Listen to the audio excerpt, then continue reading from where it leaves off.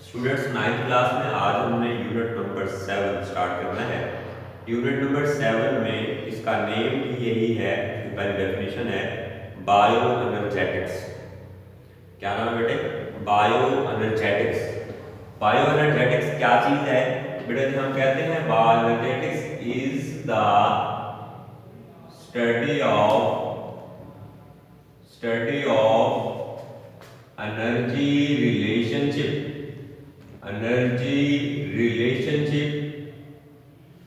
and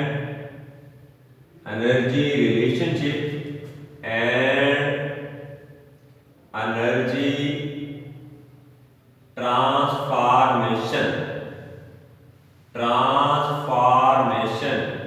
बेटे transformation को हम कन्वर्जन भी कहते हैं। ट्रांसफॉर्मेशन को हम कन्वर्जन भी कहते हैं। एनर्जी का आपस में रिलेशनशिप और एनर्जी की कन्वर्जन से मुराद ये एक फॉर्म से दूसरी फॉर्म में चेंज होना। होते किस में है? हम बेटा लिखते हैं इन द लिविंग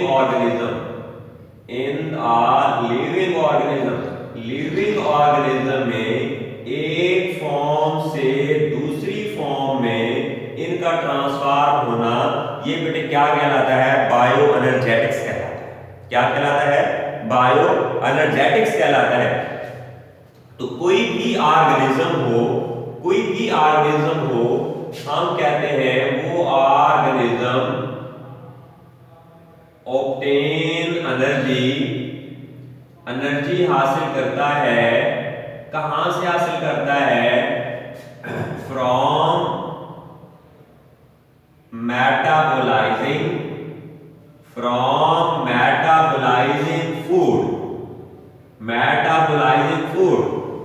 को मेटाबोलाइज करने से ये एनर्जी क्या करता है बेटे? हासिल करता है। अब ये जो फूड है हम कहते हैं फूड बेटे कंटेन करता है, इसमें पोटेंशियल एनर्जी होगी। Potential energy in its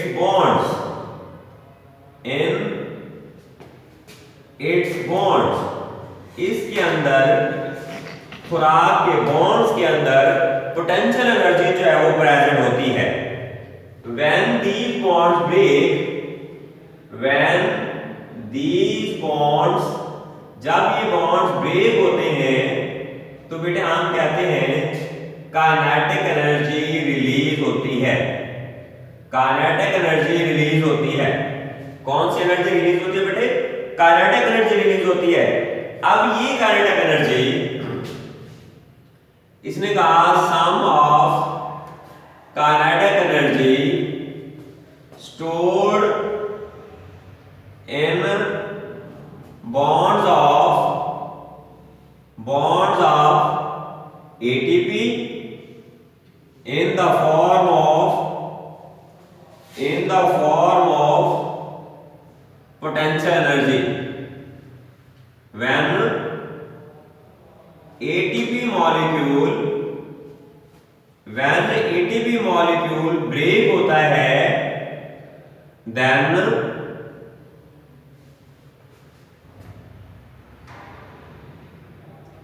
kinetic energy is release. तब काइनेटिक एनर्जी रिलीज होगी which is used to perform life activities की एक्टिविटीज को परफॉर्म करने में इस्तेमाल कर लेते हैं। अब हमने इसको थोड़ा देखना है। इसको लिखते हैं जनाब रिडक्शन ऑफ कार्बन डाइऑक्साइड। जब कार्बन डाइऑक्साइड को रिड्यूस किया जाता है तो बेटे हमारे पास बनता है CHO, जिसको आप लिख सकते हैं बेटे ग्लूकोज। और यहां पर एनर्जी आपने देनी है कौन सी? सोलर एनर्जी, सनलाइट एनर्जी भी कह सकते हैं आप इसको। प्रोसेस ये कौन सा है? कार्बन डाइऑक्साइड की रिडक्शन, कार्बन डाइऑक्साइड की रिडक्शन से ग्लूकोज जो बन रहा है, ये प्रोसेस है फोटोसिंथेसिस का। ये प्रोसेस है फोटोसिंथेसिस का, ये प्रोसेस है फोटोसिंथेसिस का। एज अ रिजल्ट क्या बन गया बेटे? हमारे पास ग्लूकोज बन गया। अब इस ग्लूकोज की बेटे क्या होनी है? हमने कहा इसकी बेटे होनी है ऑक्सीडेशन, इसकी बेटे होनी है ऑक्सीडेशन। इसकी ऑक्सीडेशन से एनर्जी रिलीज होनी है। ऑक्सीडेशन किसकी हो रही है? Oxidation of food. फूड कौन सी है? फूड स्टफ हमारे पास ग्लूकोज है, ग्लूकोज की ऑक्सीडेशन हो रही है। तो हमारे पास क्या हो रहा है जनाब? यहां तो हमने कहा प्रेजेंट था फूड, एनर्जी रिलीज हो रही है, कुछ तो जा रही है जनाब हीट की फॉर्म में, कुछ जा रही है बेटे किसकी फॉर्म में? हीट की फॉर्म में जा रही है, और कुछ जा रही है जनाब ATP plus inorganic phosphate, ATP के बॉन्ड में स्टोर हो रही है। किस फॉर्म में स्टोर हो रही है बेटा? हम कहते हैं पोटेंशियल एनर्जी की फॉर्म में। किस एनर्जी किस फॉर्म में हो रही है?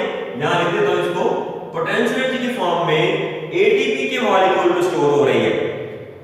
अब ये एटीपी जो है ये ट्रांसफॉर्म होता है डिफरेंट फॉर्म्स के अंदर, ट्रांसफॉर्म होता है डिफरेंट फॉर्म्स के अंदर।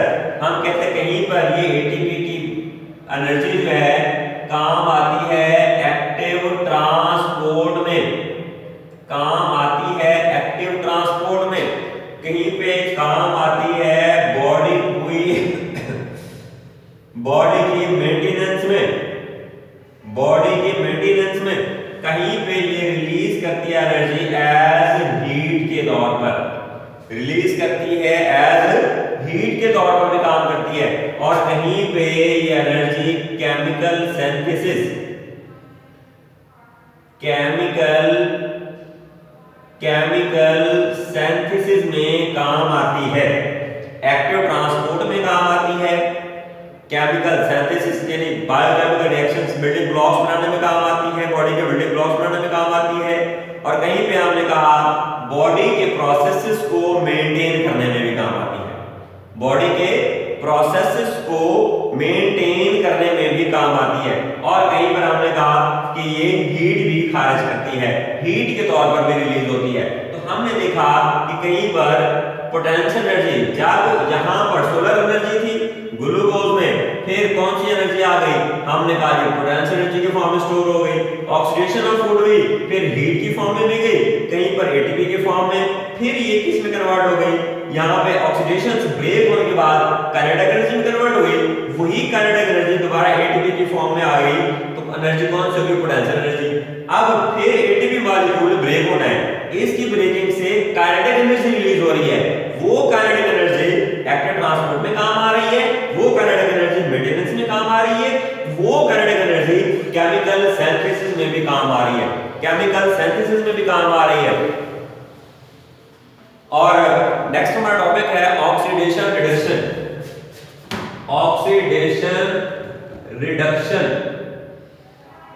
प्रोसेस का नाम है ऑक्सीडेशन रिडक्शन। वैसे तो ये अलग अलग प्रोसेस हैं, ऑक्सीडेशन रिडक्शन है क्या? ये रिएक्शंस हैं, ऑक्सीडेशन रिडक्शन रिएक्शंस हैं। वैसे तो ऑक्सीडेशन अलग एक प्रोसेस है और रिडक्शन जो है एक अलग प्रोसेस है। हम इनको एक साथ इकट्ठा भी पढ़ेंगे, अलग अलग भी इनको पढ़ेंगे। हम कहते हैं इन रिएक्शन से एनर्जी रिलीज होती है। मुख्तलिफ किस्म के लाइफ प्रोसेसेस को एनर्जी फ्लो की कांस्टेंट जरूरत पड़ती है। उसमें एनर्जी का हसूल भी हो सकता है, उसमें एनर्जी का हसूल भी हो सकता है, एनर्जी का यूज भी हो सकता है। किस पर्पस के लिए ये भी हम इसमें देखते हैं। हम लिखते हैं यहां पर लाइफ प्रोसेसेस इन ऑर्गेनिज्म। ऑर्गेनिज्म के अंदर लाइफ प्रोसेसेस इन्वॉल्व होते हैं constant flow of energy, constant flow of energy, constant flow of energy इसमें इन्वॉल्व होती है। अब इसमें हमें चाहिए एनर्जी फ्लो, किस हिसाब से हम लिखते हैं इसमें एनर्जी फ्लो, बेटे एनर्जी फ्लो कंप्राइजेस क्या चीज, एक्विजिशन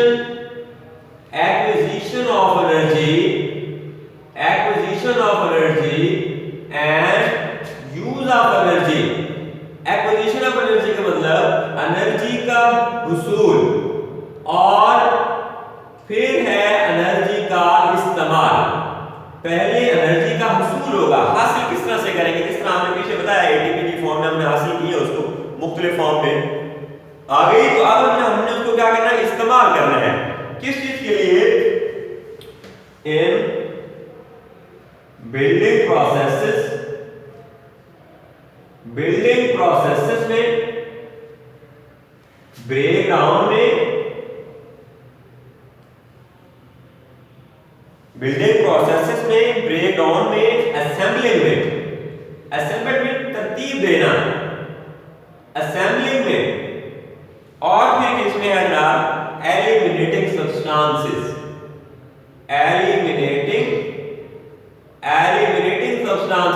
यानी सब्सटेंसेस को बनाना भी है, सब्सटेंसेस को तोड़ना भी है, सब्सटेंसेस को असेंबल भी करना है, सब्सटेंसेस को बाहर रिमूव भी करना है। इन सब चीजों के लिए हमें एनर्जी फ्लो की जरूरत पड़ेगी। इन सब चीजों के लिए हमें एनर्जी फ्लो की जरूरत पड़ेगी। अब ये कितने प्रोसेस हैं, यहां लिखेंगे बेटे दीज प्रोसेसेस, ये इसका रोल बता रहे हैं आप। दीज प्रोसेसेस, ये प्रोसेसेस इंश्योर करते हैं, क्या करते हैं बेटे, ये इंश्योर करते हैं किस चीज को, इंश्योर द बेटे मेंटेनेंस को इंश्योर करेगा, ग्रोथ को करेगा, मेंटेनेंस को एंड ग्रोथ को, और फिर रिप्रोडक्शन को, इनको बेटे क्या करेगा, इंश्योर करेगा। क्या करेगा, इनको इंश्योर करेगा। तो यहां लिख देते हैं हम oxidation reduction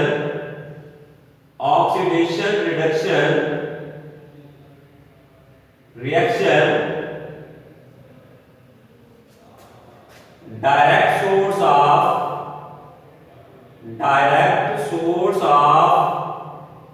energy, direct source of energy कहलाता है। अब इनमें होता क्या है, oxidation reduction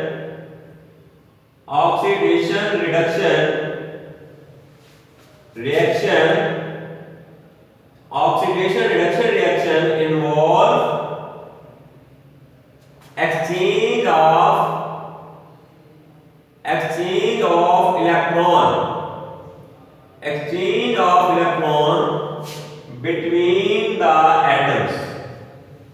exchange of electron between the atoms, atoms के दरमियान एक्सचेंज ऑफ इलेक्ट्रॉन को इन्वॉल्व करते हैं, तो यहां पर अलग से लिखते हैं जनाब हम ऑक्सीडेशन, और लिखते हैं बेटे रिडक्शन, ऑक्सीडेशन एंड रिडक्शन। इनको थोड़ा हम देखेंगे।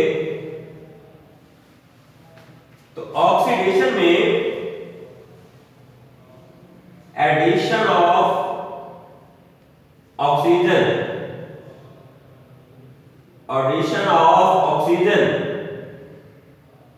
लॉस ऑफ इलेक्ट्रॉन, इसी तरह लॉस ऑफ या रिमूवल ऑफ हाइड्रोजन। अगर इनमें कोई भी हो उसको हम क्या कहते हैं भाई, उसको बेटे कहते हैं हम ऑक्सीडेशन। अगर वो removal of oxygen,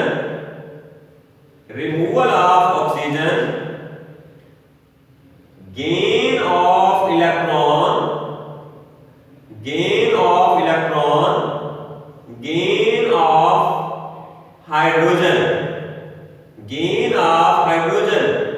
This also known as, इसको क्या कहते हैं, यहाँ रिडक्शन कहते हैं. ये डिफरेंस भी आपके पास आ गया कि ऑक्सीडेशन में और रिडक्शन में डिफरेंस क्या होता है.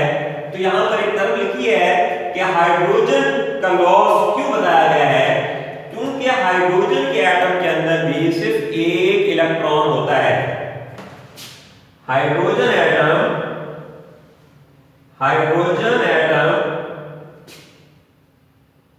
also has one electron.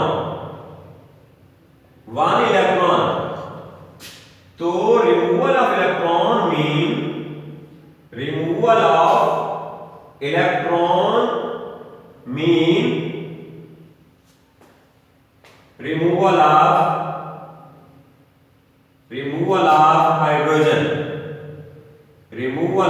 hydrogen.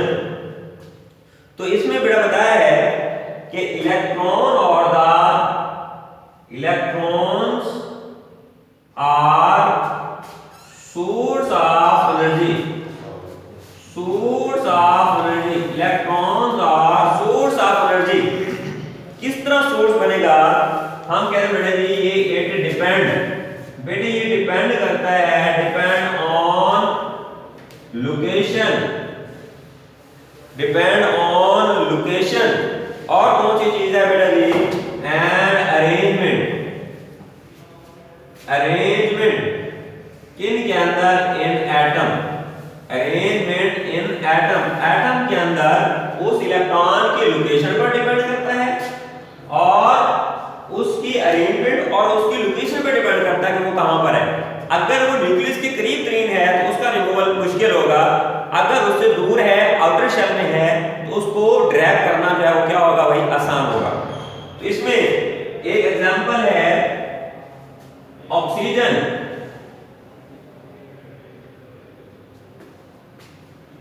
Stable association बनाता है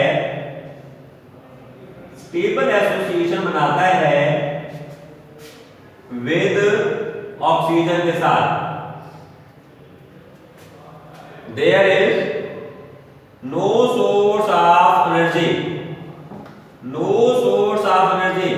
जब स्टेबल एसोसिएशन बनाएगा देन हम कहेंगे there is no source of energy. और जब यही ऑक्सीजन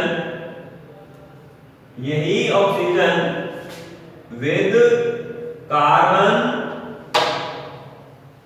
या फिर हाइड्रोजन, इनके साथ ये अनस्टेबल एसोसिएशन बनाता है, then it is source of energy. क्योंकि इनके साथ ये बॉन्ड बनाएगा, कार्बन के साथ बनाएगा या हाइड्रोजन के साथ बनाएगा. जब बॉन्ड बना लेगा तो ये वहां से फिर इलेक्ट्रॉन ड्रैग करने की कोशिश करता है. जब ड्रैग करता है तब ये एनर्जी सोर्स बनता है. जब ये ड्रैग करता है, इसको वापस खींचता है इलेक्ट्रॉन को, तब ये क्या बनता है बेटा जी, एनर्जी सोर्स बनता है. तो हमने बताना यही था इसके अंदर कि किस तरह ये स्टेबल एसोसिएशन बनती है, कब ये अनस्टेबल एसोसिएशन जो है वो बनती है. तो स्टेबल एसोसिएशन में ये एनर्जी सोर्स नहीं होगा, अनस्टेबल एसोसिएशन में ये एनर्जी सोर्स बनेगा. तो आज हम यहीं तक पढ़ेंगे इंशाल्लाह. कल हम एटीपी को स्टडी करेंगे. Thank you. अस्सलाम वालेकुम व रहमतुल्लाहि व बरकातहू.